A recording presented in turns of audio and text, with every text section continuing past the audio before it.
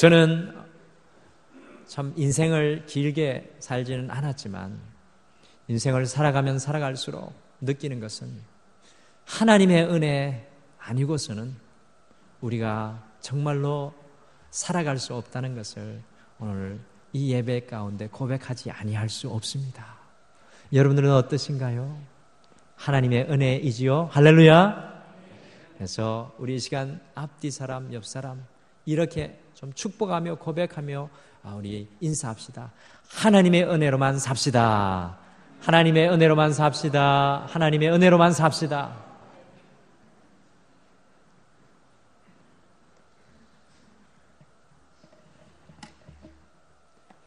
구약 성경에 위대한 선지자들이 많이 등장합니다. 여러분들 구약 성경의 선지자 하면 잊을 수 없는 이름 한 분이 떠오르시죠? 그 사람은 갈멜산에서 바알 선지자 400명과 아세라 선지자 450명을 대항하여서 물리쳤던 선지자입니다. 누구입니까? 바로 엘리야이죠. 여러분들 한자성어에 청출어람이라는 말이 있습니다. 여러분들 청출어람이 무슨 뜻인지 다 아시죠? 청출어람이라는 말은 제자가 스승보다 더 뛰어나다라는 그런 의미입니다. 여러분 우리 구약 성경을 보면 엘리야보다도 더욱 두각을 나타내었던 선지자가 있었는데 그 사람은 바로 엘리야의 제자였던 엘리사 선지자입니다. 열왕기 하 2장 9절 말씀에 보니까 이제 하나님께서 엘리야를 막 하늘로 데려가려고 하시기 전에 엘리야가 자기가 사랑하는 제자 엘리사에게 내가 너를 위해서 무엇을 하여 주기를 원하느냐라고 물었습니다. 이때 엘리사는 당신의 성령이 하시는 역사가 갑절이나 내게 있게 하소서라고 엘리사가 간구하였습니다. 다른 말로 하면 자신의 스승이었던 엘리야 선지자보다 갑절의 성령의 역사를 일으키는 선지자가 되게 해달라고 아주 교만한 것 같이 아주 도도하게 자기 선생에게 당당하게 요구하고 강구하고 있습니다. 근데 놀라운 것은요, 엘리야 선지자를 우리 성경을 따라가면서 읽으면 엘리야 선지자가 그 후에 60년 동안 사역을 하는데요, 성경에 기록된 이적만 28번입니다. 엘리사 선지자가 28번의 이적을 행했습니다. 그러면 엘리야 선지자는 엘리사 선지자 이전에 몇 번의 기적을 행했겠습니까?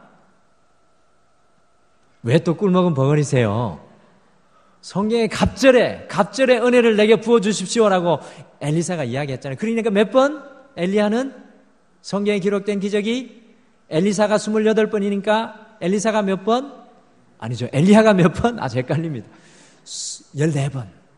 정확하게 14번 엘리야가 기적을 행하고 엘리야에게 당신이 행했던 하나님의 갑절의 은혜를 내게 주시옵소서라고 외쳤던 엘리야에게 28번의 이적과 기사가 성경에 나타나는 것을 보게 됩니다. 바로 청출어람의 역사가 구약에 일어나고 있는 거죠. 여러분들 엘리사에 대해서 좀 알고 싶어지지 않으세요? 엘리사에 대해서 좀 궁금해지지 않으세요? 도대체 어떤 사람이었기에 이렇게 당당하게도 갑절의 은혜를 구하고 그 갑절의 은혜를 누리고 그 갑절의 삶을 살아냈는지 여러분들 궁금하지 않습니까? 엘리야가 굉장히 위대한 선지자이지만 그 엘리야의 제자였던 엘리사 28번의 엘리야의 갑절의 능력을 힘입고 살아갑니다. 저는 그래서 갑자기 엘리사에 대해서 아주 궁금해졌습니다. 성경 속에 우리의 신앙의 본이 될 만한 많은 믿음의 위인들이 기록되어 있습니다. 그 중에 단연코 우리가 깊이 묵상하고 생각해야 할 한 사람이 바로 오늘 성경 말씀에 나오는 엘리사입니다. 오늘 아침은 열왕기상 우리 19장 19절에서 21절 말씀, 곧 엘리사가 엘리야를 부르는 장면을 통해서 선지자 엘리사를 통해서 배우는 신앙이라는 말씀으로 오늘 이 아침에 함께 은혜 나누겠습니다. 도대체 엘리사라는 사람을 통해서 우리는 어떤 신앙의 모습을 배우고 우리는 돌아오는 한 주간 엘리사의 모습을 보면서 어떻게 살아갈 수 있겠습니까? 여러분들 엘리사 선지자가요, 엘리야에게 부름을 받기 전에 과연 어떤 사람이었을까요? 좀 아십니까? 어려운 질문입니다.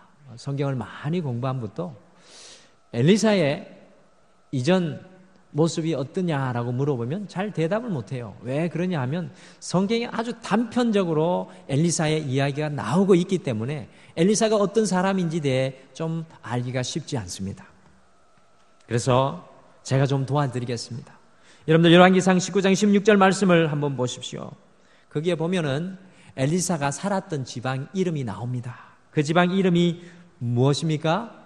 좀 어려운 말, 아벨모홀라. 한번 따라해 보시죠. 아벨모홀라. 발음을 못 하시네요.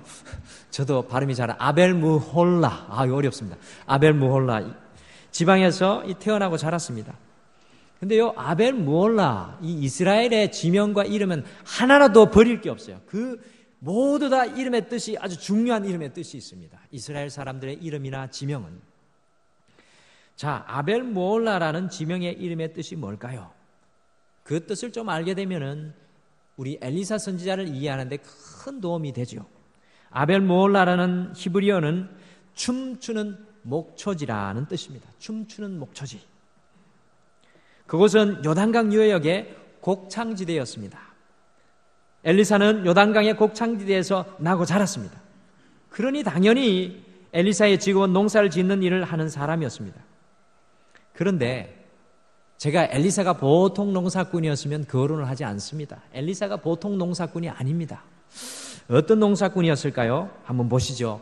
열왕기상 19장 19절을 열왕기상 19장 19절을 좀 같이 읽어보시겠습니다. 같이 읽겠습니다. 시작. 엘리야가 거기서 떠나 사밧의 아들 엘리사를 만나니 그가 12겨리소를 앞세우고 밭을 가는데 자기는 12째 겨리소와 함께 있더라. 엘리야가 그리로 건너가서 겉옷을 그의 위에 던졌더니 아멘. 성경을 좀 보시면 19절 말씀을 보면 엘리야가 이 엘리사를 만났을 때 엘리사는 12겨리소를 앞세우고 밭을 갈고 있었습니다. 여러분, 한 겨리소는 무슨 말이냐? 한 겨리소라는 말은 무슨 말이냐면 여러분들 소를 쟁기질을 하게 되면은 멍에를 메어야 되지 않습니까? 보통 멍에를 맬 때 한 마리만 맬 때도 있지만 두 마리를 매게 됩니다.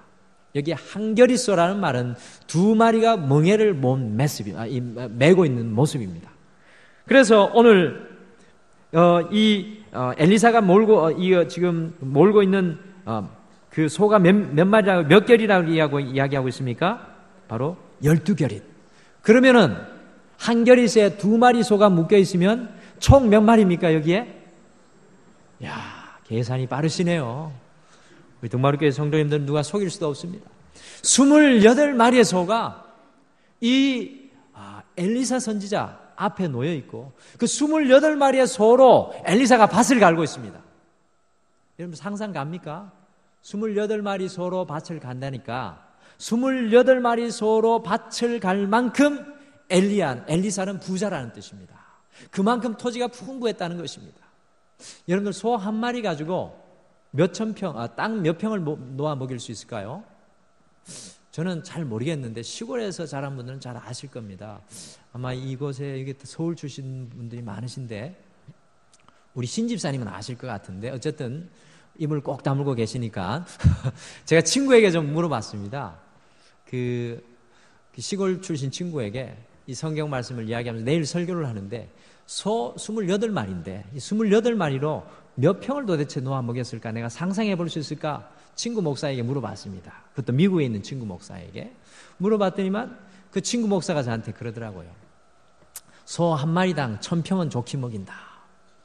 그러면 여러분들 그 24마리입니까? 네, 제가 28마리라 그랬죠. 죄송합니다. 가끔 제가 숫자를 틀립니다. 그러니까 시험 들지 마세요. 지난번에도 숫자가 틀렸더라고요.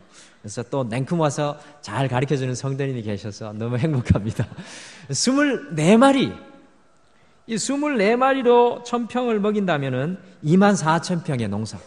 여러분 적은 농사입니까? 저는 24,000평이 얼마만큼 되는지 상상도 안 갑니다.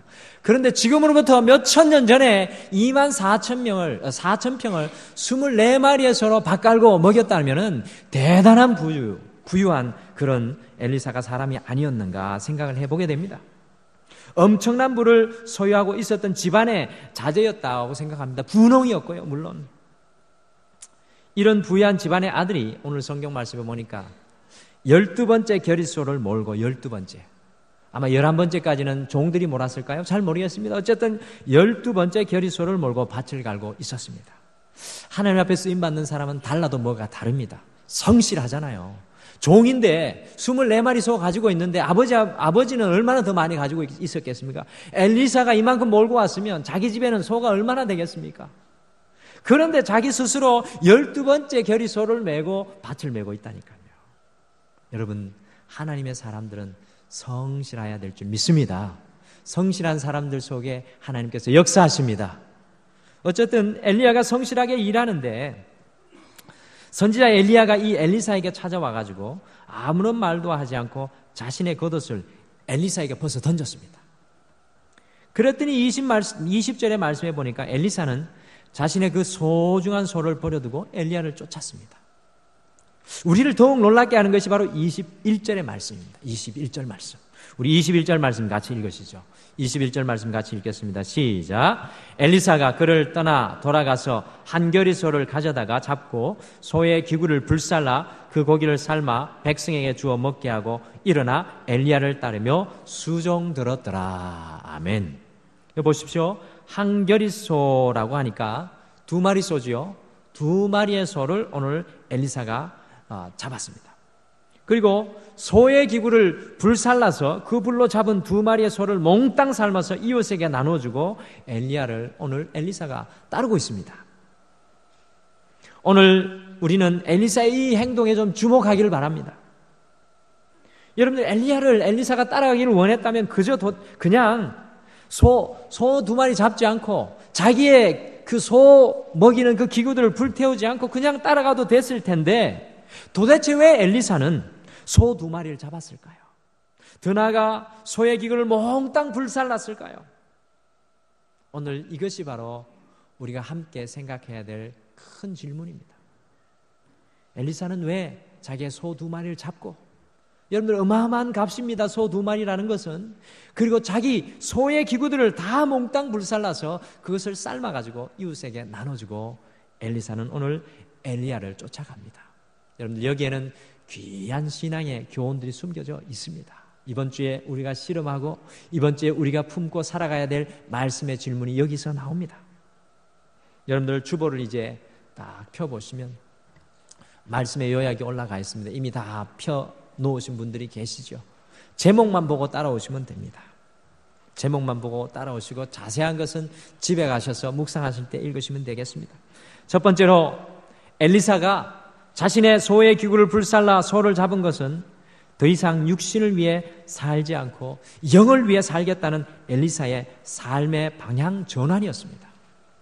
더 이상 육신을 위해 살지 않고 영을 위해 살겠다는 엘리사의 삶의 방향 전환이 바로 오늘 이 엘리사의 행동이 담고 있는 뜻입니다. 오늘 선지자 엘리야가 자신의 겉옷을 벗어서 엘리사에게 던졌습니다. 여러분들 유대인들이 입고 다니던 겉옷에는 613개의 율법을 상징하는 옷단술이 달려 있었습니다. 그래서 그 옷단술 하나 입은 그 자체 하나만으로도 이 사람이 하나님의 율법을 지키는 사람이라는 표시가 담겨 있고요. 이 사람이 하나님과 아주 깊은 관계 속에 있는 사람을 아주 잘 보여주는 내용입니다. 그래서 유대인들은 아침마다 쉐마, 구약성경 신명기 6장의 말씀을 외울 때, 낭송할 때 반드시 이 옷단술이 달린 겉옷을 두르고 낭송하게 되어 있었습니다. 그래서 이 겉옷, 유대인들에게는 겉옷을 이 목숨과 같이 중요하게 생각했습니다. 그래서 예수님께서 말씀하잖아요. 그래서 속옷도 주고 겉옷도 줘라. 근데 그게 쉬운 일이 유대인들에게는 아니었다는 겁니다. 그래서 어느 누가 요구하더라도 절대로 자신의 겉옷을 내어주지 않았습니다. 왜냐하면 거기에는 신앙의 고백에 담겨 있고 거기에는 아주 중요한 의미가 담겨 있었기 때문입니다. 그런데 오늘 엘리야는 이와 같이 소중한 자신의 겉옷을 엘리사에게 내어 던지고 있습니다. 이 소중한 겉옷을 엘리사에게 내어 던지고 있다니까요. 보통 의미가 있는 것이 아닙니다. 여러분들, 이것은 무엇을 의미합니까? 엘리야는 엘리사에게 자신이 섬기는 하나님을 섬길 것을 초청하는 것입니다. 자신이 입은 옷을 입으라는 의미입니다. 자신과 같이 선지자의 길을 걸으라는 그러한 초청입니다. 더 이상 육신의 일에 매여서 살아가는 사람이 아니라 영의 일을 감당하는 사람이 되라는 엘리야의 초청이었습니다.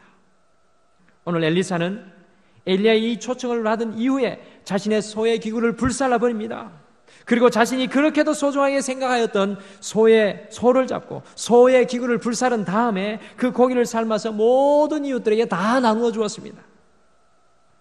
이것은 바로 더 이상 엘리사는 육신의 일에 매여서 하는 삶이 아니라 영의 일을 감당하는 사람이 되겠다는 엘리사의 삶의 방향 전환이 되었다는 것입니다. 이렇게 불살라버린 쟁기와 소는 육신만을 위해 살았던 이 엘리야를 상징하는 것입니다. 그것이 농부 엘리사의 최후이자 바로 선지자 엘리사의 시작이 되었습니다. 사랑하는 성도 여러분, 그리스도인들은 어떤 사람입니까? 육적인 삶의 방향에서 돌아서서 영적인 삶을 추구하는 사람입니다. 여러분들, 예수님께서 니고데모를 만났을 때 뭐라고 말씀하십니까? 하늘로부터 새롭게 태어나라고 니고데모에게 도전하십니다. 바로 영의 옷을 입고 살아가라고, 하늘의 옷을 입고 살아가라고 니고데모에게 도전하였습니다. 예수 그리스도께서도 자신을 십자가에 던지심으로 그 십자가를 바라보고 믿는 모든 사람들이 육신의 삶만을 쫓아서 살아가는 사람이 아니라 영의 삶을 쫓아 살아가는 사람이 되도록 우리 모두를 초청하셨습니다. 로마서 8장 5절에서 6절은 육신을 따르는 자는 육신의 일을, 영을 따르는 자는 영의 일을 생각하나니 육신의 생각은 사망이요 영의 생각은 생명과 평안이라고 말씀합니다. 여러분들, 예수 그리스도를 따르는 사람은 육신을 따르는 육신의 일에서 영을 따르는 영의 삶으로 그 삶의 방향의 전환을 이루어낸 사람들입니다. 사랑하는 성도 여러분, 지난 한 주 여러분들은 어떻게 사셨습니까? 여러분들 혹시 육의 일만, 육적인 것만 쫓고 살지는 않으셨습니까? 우리 그리스도인들은 바로 하나님을 향한 영적인 삶을 살아내겠다고 삶의 방향 전환을 이루어낸 사람들인 줄 믿으시길 바랍니다. 예수 그리스도의 십자가로 말미암아 우리는 더 이상 육에 매여 살아가는 사람이 아니라 영을 가꾸며 살아가는 사람들입니다. 세상의 모든 사람들은 육을 만족시키며 살아갑니다. 그러나 우리 그리스도인들은 예수 그리스도의 보혈로 말미암아 우리의 영을 아름답게 가꾸며 살아가는 사람들입니다. 그리스도인들은 육신의 일이 아니라 영의 일을 바로 생각하는 사람들입니다. 어느 한 가장의 고백입니다. 저는 진실로 육에 속한 것을 생각하고 사는 사람이었습니다. 제 생각과 느낌 그대로 살아내는 사람이었기 때문입니다. 기분 나쁘면 기분 나쁜 것을 그대로 표현하고, 그것도 모자라 어떻게 하면 나를 기분 나쁘게 하고 상처 준 저 사람에게 상처를 줄 수 있나를 연구하며 머리를 굴리던 사람이었습니다. 그러나 내가 세례를 받고 예수를 믿고 난 이후에 나의 삶의 전체가 육을 따라서 지금까지 다른 사람을 죽이는 생각을 품고 살았다는 것을 깨닫게 되었습니다. 이것을 깨달은 이후에 가정 속에서 저의 모습이 달라지기 시작했습니다.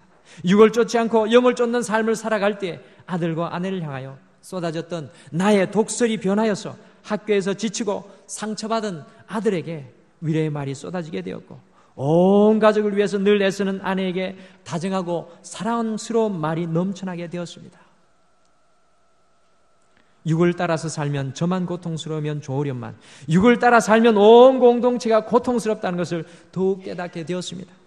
온 가족이 육을 쫓아 살아가는 그 사람으로 인해서 죽음의 냄새를 맡아야 한다는 것입니다. 그러나 예수 그리스도를 영접한 이후에 육의 삶에서 영의 삶으로 방향 전환하면서 나의 삶은 온전히 바뀌게 되었습니다. 영의 삶을 쫓아 살기를 소원하는 저로 인해서 우리 가정 속에 그리스도의 향기가 풍겨나게 되었습니다. 할렐루야.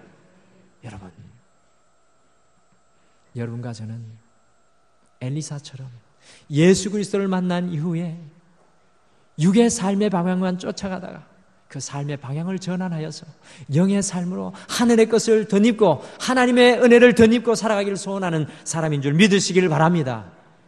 여러분들, 돌아오는 한 주도 정말로 엘리사처럼 우리가 포기하지 못한 육의 것들을 다 불살라버리고 우리가 아직도 붙잡고 살아가는 세상의 것들을 다 불살라 버리고 영의 것들을 잡고 살아가기를 소원하는 여러분들 되기를 간절히 축원합니다. 엘리사가 오늘 자기의 소의 기구들을 다 불사른 그것이 바로 그 이유입니다. 자기의 소 2개를 잡아서 그것을 불살라서 이웃에게 나눠준 것이 바로 그러한 결단입니다. 이제는 내가 육신을 쫓아서 살아가는 것이 아니라 이제는 내가 하나님을 기쁘시게 하는 영을 쫓아서 살아가겠다. 사랑하는 성도 여러분, 엘리사와처럼 여러분의 결단도 뜨거워지시기를 바랍니다. 육을 쫓아서 살아가는 것이 아니라 하나님의 영을 쫓아서 살아가겠다. 내 삶 가운데 하나님이 기뻐하시는 그 그리스도의 향기를 이루어내겠다고 여러분들 소원하고 다짐하는 여러분들이 되셔서 여러분이 가는 모든 장소에 예수 그리스도의 향기만 풍성히 드러나기를 간절히 축원합니다. 여러분들 도전합니다. 이번 한 주 동안 여러분들 육의 삶은 벗어버리고 영의 삶을 덧입는 사랑하는 모든 등마르교회 성도님들 되기를 간절히 축원합니다. 두 번째로 엘리사가 자신의 소의 기구를 불살라서 소를 잡은 것은 부분의 헌신이 아니라 전부의 헌신인 것을 보여주는 것이었습니다. 부분의 헌신이 아니라 전부의 헌신인 것을 보여주는 것이었습니다. 유럽의 식민지 정복 시대에 1519년 2월 19일 스페인의 탐험가 에르난 코르테스가 11척의 배와 13필의 말과 110명의 선원과 553명의 병사들을 데리고 광대한 멕시코를 정복하겠다고 출발하였습니다. 그가 멕시코 해안에 상륙했을 당시 그곳 원주민의 인구는 거의 500만 명에 육박하였습니다. 여러분들 수치상으로 보면 7,541대 1의 비율로 이 에르난 코르테스가 이르는 스페인 탐험가 그 군인들이 아주 수적으로 불리한 상황이었습니다. 앞서 이미 파견되었던 2차례 원정대는 신세계에 정착지를 세우는 임무조차도 실패하고 다 그냥 돌아오고 말았습니다. 그러나 에르난 코르테스는 남아메리카 대륙의 상당 부분을 정복하는 놀라운 업적을 이루어내었습니다. 이러한 일을 이루어내기 위한 한 가지 비법이 에르난 코르테스에게 있었습니다. 그는 언제든지 자신이 정복한 땅에 군사들과 선원들이 함께 도착하면 배를 태우라고 명령하였습니다. 배를 태워버려라. 여러분들 배를 태워버리니 어떤 일이 일어납니까? 군사들과 선원들은 더 이상 타고 도망칠 배가 없다는 것을 알고 목숨 걸고 그 땅을 정복하였다는 것입니다. 농부였던 엘리사가 소의 기구를 불살라 그 고기를 삶아서 백성에게 주어 먹게 했던 것도 바로 이런 엘리사의 마음이 숨어 있었습니다. 하나님의 종 엘리야 선지자를 따르기 위해서 자신의 전부를 불사르고 다시는 자신의 옛삶으로 돌아가지 않겠다는 다짐이 엘리사에게 있었던 것입니다. 이전의 삶의 마침표를 찍은 것이 바로 이 사건이었다는 것입니다. 여러분들 이 자리에 카드 게임을 해보신 남성분들이 계시죠? 여성분들도 계시죠? 우리 서양 카드 좋아하시는 분들 계십니까? 예, 좋아하시는 분들 있을 건데 부끄러워서 말하기 힘드시죠? 근데 재밌습니다. 서양 카드 아주 재밌습니다. 재미로 치면. 근데 그 카드 게임을 할 때 우리가 자신의 이길 패를 딱 가지게 되면은 어떻게 합니까? 그 자신이 이길 패를 가졌다라고 확신하게 되면은 영어로 all in. 덤빌 테면 덤벼봐라고 이야기합니다. all in. 모든 것을 다 걸겠다고. 따라올 테면 따라와봐라고 카드 게임에 모든 것을 자기가 가진 것을 다 걸어버립니다. 오늘 엘리사가 자신의 소의 기구를 불사르고 소를 잡은 것은 자신의 모든 것을 걸은 올인의 마음 자세였습니다. 우리가 엘리사에게 배워야 할 신앙의 모습이 바로 이것입니다. 엘리사는 하나님의 종 엘리야에게 올인하였습니다. 엘리사는 살아계신 하나님께 자신의 모든 것을 올인하였습니다. 여러분들 오늘날에 많은 그리스도인들이 이 한국 가운데에 있습니다. 그 중에 한 분이 여러분과 저희죠. 그런데 우리 교회 말고 다른 많은 우리 교회 성도들을 살펴보게 되면은 정말로 진정한 그리스도인으로 살아가기 위해서 올인하는 하나님 앞에 모든 것을 바쳐드리는 전부의 삶을 살지 않은 많은 그리스도인들의 모습을 보게 됩니다. 적당히 타협하며 적당한 믿음으로 살아가는 것을 보게 됩니다. 하나님께 헌신할 때도 모든 것을 거는 헌신이 아니라 적당한 헌신으로 신앙생활을 하게 되는 것을 보게 됩니다. 올인의 헌신의 모습은 찾아보기 힘들다는 것입니다. 그런데 아이러니하게도 우리가 하나님 앞에 올인, 전부를 거는 신앙생활을 하지 않으면서 하나님 앞에는 모든 것을 다 받길 원하는 그러한 소원이 우리에게 있다는 겁니다. 사랑하는 성도님, 기억하십시오. 우리가 하나님 앞에 전부를 걸지 않는 신앙, 하나님 앞에 나의 전부를 내어 맡기지 않는 신앙은 하나님의 전부의 은혜를 체험할 수 없다는 것을 여러분들 기억하시길 바랍니다. 여러분들, 우리 하늘나라 가기 전에 주님 앞에 어린입니다라고 고백할 수 있었으면 좋겠습니다. 주님, 나의 모든 것을 다 겁니다. 주님 앞에 나의 모든 것을 다 내려놓습니다. 여러분들, 어린의 신앙이 필요합니다. 저도 어제 이 말씀을 준비하면서 박은태 목사야, 너는 등마루 교회에 올인하였느냐? 당장 그 자리에서 마음에 무릎을 꿇었습니다. 올인이 아니구나. 그러면서 참 제 마음이 아팠습니다. 그러면서 다시 결단했습니다. 하나님, 올인하도록 도와주십시오. 사랑하는 성도 여러분, 이번 한 주 이것이 여러분의 기도 제목이 되기를 소원합니다. 여러분들이 하나님께 자녀들을 내려놓을 때 올인하셔야 됩니다. 여러분의 사업을 위해서도 올인하여야 될 줄 믿습니다. 여러분의 신앙을 위해서도 여러분의 전부를 주님 앞에 내어놓고 하나님께서 여러분들 만지시는 전부의 역사를 경험해야 될 줄 믿습니다. 왜 하나님의 전부의 은혜를 우리가 왜 경험하지 못합니까? 적당한 선상 속에, 하나님과 적당한 거리 속에 신앙생활하기 때문입니다. 그 적당한 거리를 뚫고 나오셔서 하나님 앞에 여러분의 모든 것을 올려드리시기를 간절히 축원합니다. 오늘 엘리사가 그것을 하는 것입니다.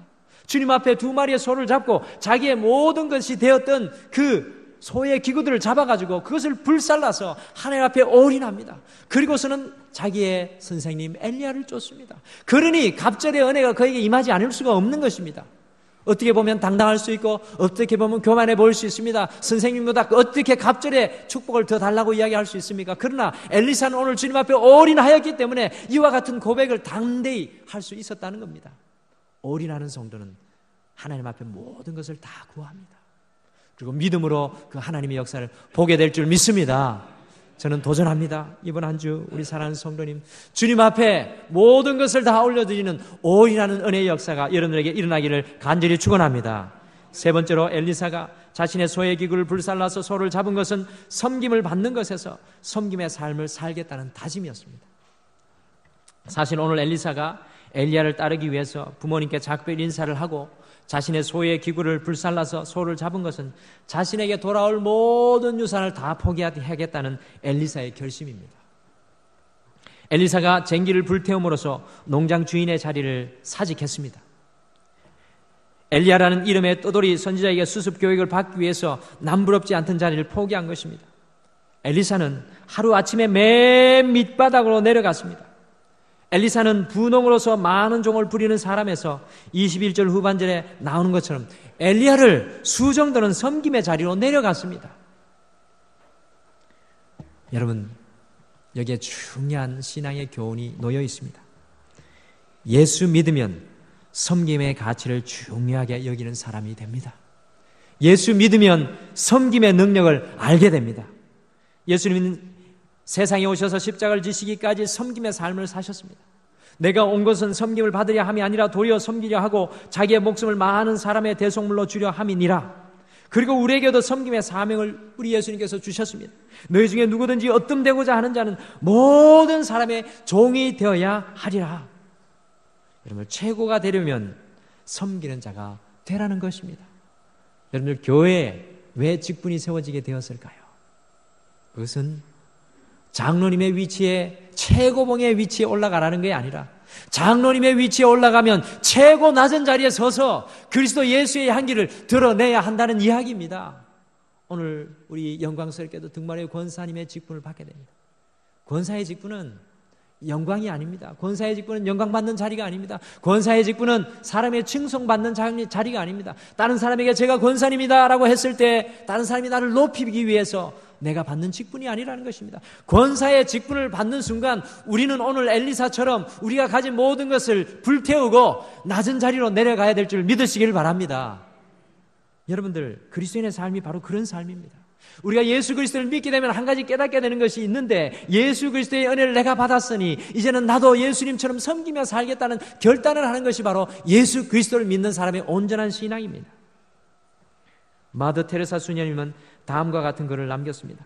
남들에게 섬김을 받고 대접을 받을 때 거기에는 인간적인 기쁨이 있다. 그러나 내가 이웃을 섬길 때 신적인 기쁨, 하나님이 주시는 기쁨이 거기에 있다. 여러분들 이 기쁨을 아시는지요? 내가 낮은 자리에서 섬길 때 하나님이 주시는 기쁨이 내 안에 있다는 겁니다. 어떤 사람이 자동차왕 헨리 포드에게 당신은 어떻게 성공하게 되었습니까? 라고 물었습니다. 그랬더니 첫째, 가장 값싼 차, 둘째, 가장 편안한 차, 셋째, 가장 안전한 차를 만들기 위해 노력했기 때문입니다. 라고 대답했습니다. 포드는 돈 버는 것이 그의 목표가 아니라 남을 유익하게 하려는 그의 그 목표가 있었습니다. 그렇게 살다 보니까 자연히 그가 하나님의 복을 누리게 된 것이었습니다. 토요일 날 새벽에 제가 예화로 드렸던 내용입니다. 테레사 수녀가 미국을 여행하다가 어느 한 자매를 만났습니다. 그 자매가 자살하고 싶은 아주 괴로운 심정을 고백하면서 어떻게 하면 좋겠냐고 하자 테레사는 다음과 같은 권고를 했습니다. 자살하기 전에 내 부탁을 한 가지 들어주십시오. 다름이 아니라 내가 일하고 있는 인도 캘커타에 와서 한 달만 나를 도와서 일을 해 주십시오. 그 다음에 당신이 어떻게 해야 될지 말씀을 드리죠. 그 자매는 테레사 수녀의 말대로 했다고 합니다. 인도 캘커타 슬럼가의 가난한 지역에 가서 병들어 고통당하는 사람을 돕고 섬기고 그들을 위해 몸을 바쳐서 일하다 보니까 이상하게 삶의 의욕이 생기기 시작했습니다. 하나님의 구원의 역사가 그녀의 삶 속에 임하게 되었다는 것입니다. 여기에 나를 필요로 하는 사람들이 있구나.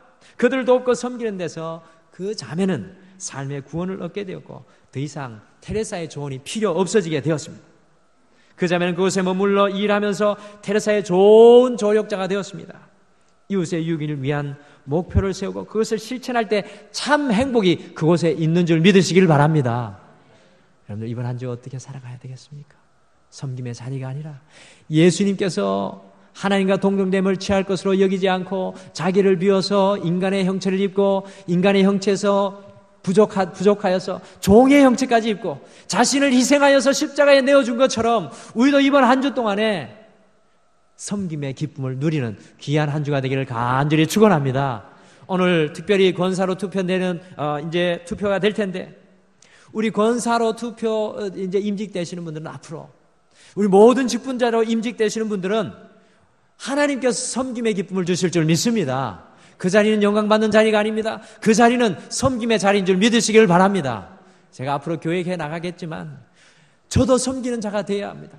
저도 더 섬기겠습니다. 우리 모든 직분자들이 더 섬기고 우리 덕마루교회 하나님을 섬기고 하나님을 사랑하고 많은 영혼들을 섬기는 그러한 영혼들이 많이 세워지기를 간절히 축원합니다. 오늘 우리 엘리사를 통해서 세 가지의 말씀을 도전받습니다.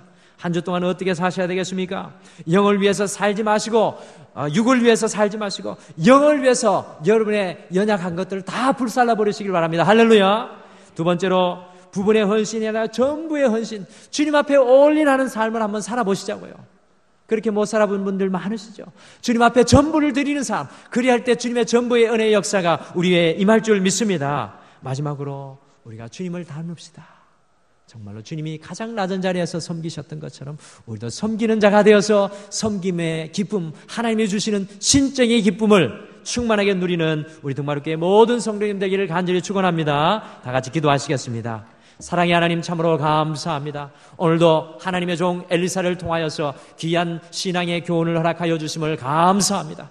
우리는 지난 한 주간도 우리의 육신의 욕심만 채우고 쫓아서 살았습니다. 그리할 때 그리스도의 향기는 사라지고 육신의 향기만 우리에게 진동했던 것을 바라봅니다. 이번 한 주는 영의 그 귀한 일들을 쫓고 살아가게 도와주셔서 우리의 삶 가운데 예수 그리스도의 향기가 충만케 도와주시옵소서. 또한 주님 믿는다고 하면서도 주님 앞에 전부를 드리지 못하는 삶의 모습을 하고 살았습니다. 주님 이제 자녀를 바라볼 때에도 정말 우리 가정을 바라볼 때에도 우리 교회를 바라볼 때에도 전부를 드리는 헌신의 역사가 믿음의 역사가 우리의 삶 가운데 일어나게 도와주시옵소서. 그래서 하나님의 전부의 은혜를 우리가 요청하고 그것을 경험하는 우리 사랑하는 성도님들 되게 축복하여 주시옵소서. 예수님의 자리로 내려가기를 원합니다. 주님이 섬기셨던 것처럼 우리도 섬기며 살 때 하나님이 주시는 무한한 기쁨을 누리게 도와주시옵소서. 우리 사랑하는 성도님 삶의 구석구석마다 사업과 직장들마다 아버지 우리 자녀들의 그 학업 위에 주님 지켜주시고 함께하여 주실 줄 믿고 예수님의 이름으로 간절히 기도드립니다. 아멘.